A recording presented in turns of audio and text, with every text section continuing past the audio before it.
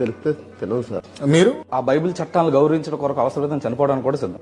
మరి ఒక హిందూ రైతు చేసేటటువంటి పంటకు పూజ చేస్తాడు, పూజ చేసి పంట పండిస్తాడు, మీ ఇంట్లోకి ఆ రైస్ వస్తుంది, మీరు కూడా తింటారు. అప్పుడు మీరు అది పూజించినట్టు దాన్ని కన్సిడర్ చేయరు. మీకు అవసరం ఉంటే ఒక లెక్క, అవసరం లేకపోతే ఇంకో లెక్కనా? ఇవన్నీ మనం కల్పించుకుని మాట్లాడుకునేవే సార్. రైట్, గాబ్రియల్ గారు మీరు చెప్పండి. మీరు తోచిపుచ్చినట్టు మాట్లాడతారు, మీరు చెప్పండి. పూజ ప్రసాదం అంటే పంటని తీసుకెళ్లి దేవుడికి ఇచ్చేస్తారు సార్ ఫ్రీగా, అది ప్రసాదం అవుతుంది. అమ్ముతున్నాడు అనుకో, పంట పండించాడు అమ్ముతున్నాడు, అది నేను కొంటున్నాను, అది ప్రసాదం వస్తారు. కొంటే ప్రసాదం కాదంట, అమ్ముతున్నాడు సార్. ప్రసాదం అంటే దేవుడికి ఫ్రీగా పెట్టేశారు. ఫ్రీగా అంతా పెట్టరు. ఇప్పుడు దేవుడి దగ్గర కూడా పెట్టేది.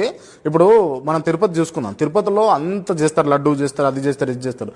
అన్ని లడ్డూలు తీసుకొని పోయి అక్కడ పెట్టరండి, ఏదో ఒకటి తీసుకొని పోయి దాంట్లో కలిసి పెట్టి దేవుడికి అర్పిస్తారు. మిగతా లడ్డూలు బయటనే ఉంటాయి. మీరు తిరుపతి లడ్డు ఎప్పుడు తిన్నారా?